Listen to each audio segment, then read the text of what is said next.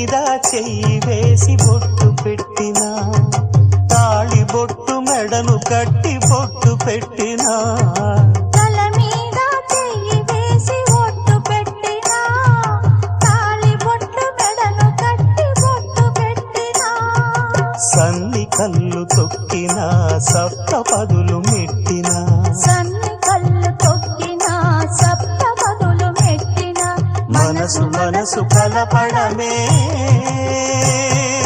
మంత్రం పరమార్థం.